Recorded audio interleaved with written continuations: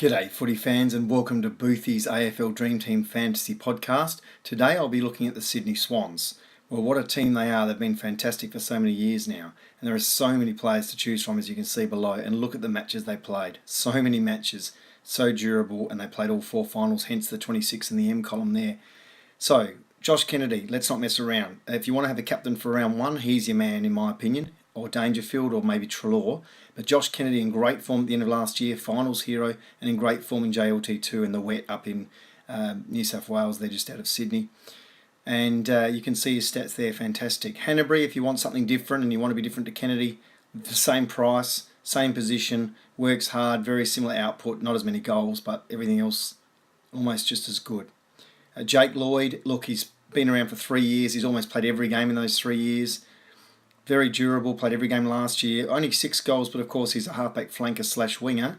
And you can pick him at D2 or as a midfielder, or maybe D3 if you've got an aggressive defence.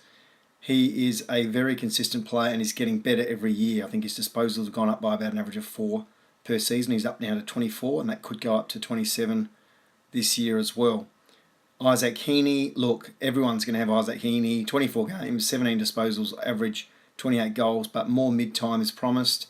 Didn't play JLT2, was resting, but he is an absolute gun, dare I say it, or he will be. And he'll get more midfield time on the back of Mitchell going to Hawthorn, Tom Mitchell that is. So get on board Heaney, everyone else will, and if you don't have him and he gets 140, then you've missed out, obviously. Callum Mills is fantastic. He was the pick of the first-year players last year. 19 disposals per game for a first-year player off a halfback flank is phenomenal. He was so good that he got injured in the first final last year, missed 2 weeks with, I think, a hamstring, and he put him straight back in for the grand final, the coach. That's how much he likes him. And in JLT 1 and 2, he's been playing in the midfield and getting really good possessions. Certainly 19, more than that. He'll probably end up with 23 or 24 this year. Could even get 25 off a halfback flank. That's how good he is. So at 441 as a D3 or 4, I think he's a very solid pick in defence. And again, a lot of people will be doing that.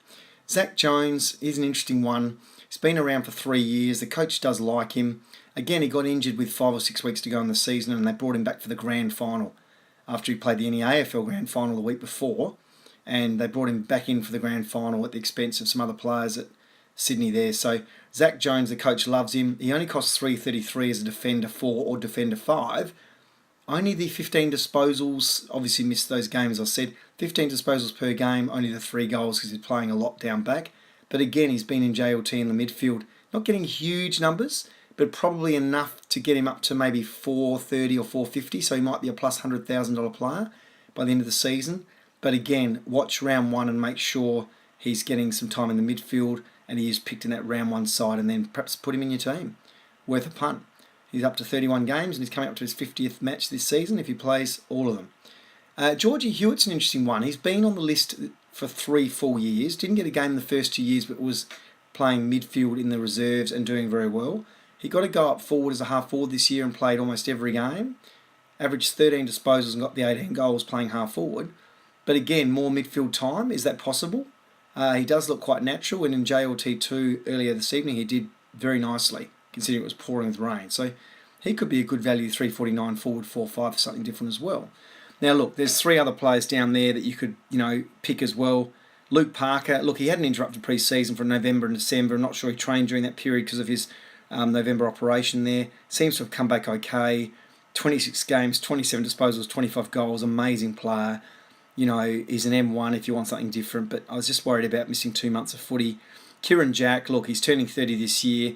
Will he come out of the midfield a bit more this year to allow for those, Callum Mills or obviously Isaac Heaney in there or Zach Jones? I don't know. But look, he's not cheap, but he's a very solid player and could still get some good scores. But there's just so many good players to choose from, so that's why Jack's down there. Maybe if he comes down in price, you might pick him up later on in the season.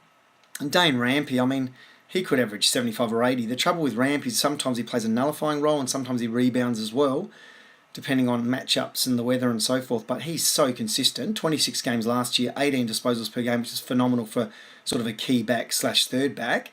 Obviously only the 1 goal, but at 411, could average 80 and get up almost to 500 there.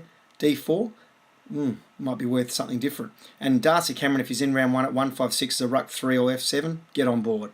Bye for now.